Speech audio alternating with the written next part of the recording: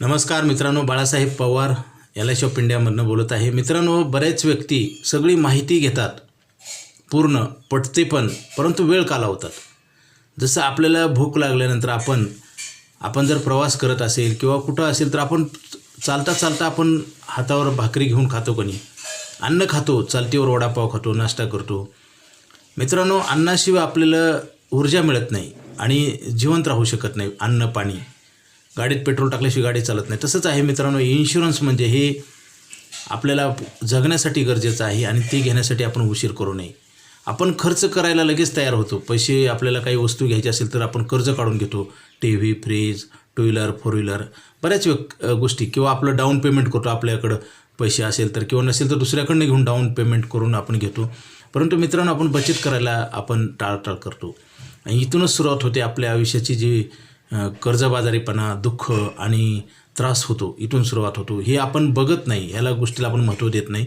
आता गेली 25 वर्ष झाले LIC ऑफ इंडियामध्ये मी काम करतो आहे. बरेच व्यक्ती टाळटाळ करतात. आम्ही खूप समजून सांगतो, लहान मुलाला सांगितल्यासारखं त्यांना प्रिंटआउट देतो, सगळं करतो. परंतु मित्रांनो, आपलं जी आयुष्यातलं जी त्रास चालू होतो ना, इथूनच सुरुवात होतो.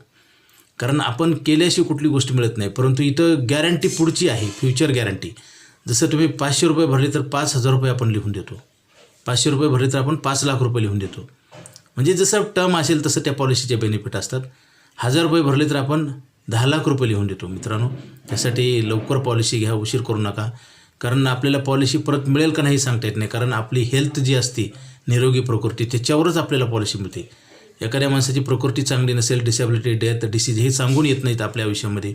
आणि आपण जेवढं उशीर करू तेवढं आपलं नुकसान होतं. कारण इन्कम जे आपल्याला मिळतं ते पॉलिसी चालू केल्यावरच चालू होणार ना.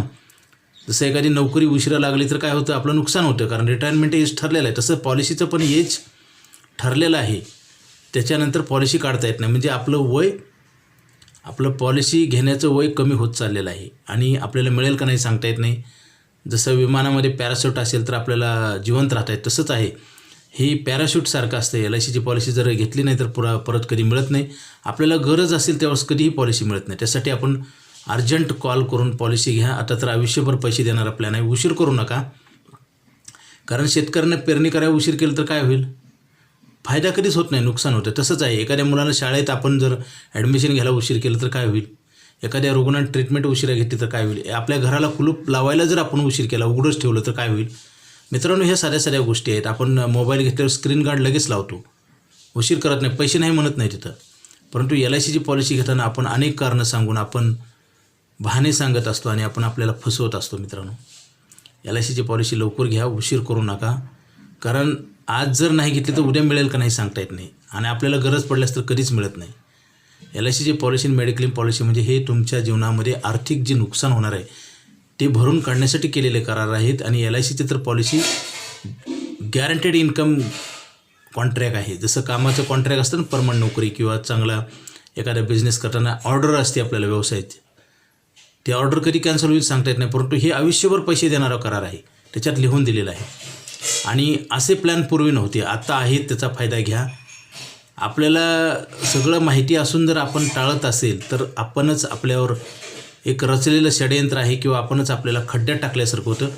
मित्रांनो, कधी पण चांगल्या गोष्टीला दुर्लक्ष करू नका. चांगल्या गोष्टी सतत केल्या पाहिजेत. जसं जेवण आपण सतत करतो, गाडीत पेट्रोल टाकतो, त्याच्याशिवाय आपल्याला फायदा होणार नाही. तर आपण पॉलिसी घेण्यासाठी उशीर करू नका. आज आता ताबडतोब फोन करा, लगेच पॉलिसी बुक करा. Okay, thank you.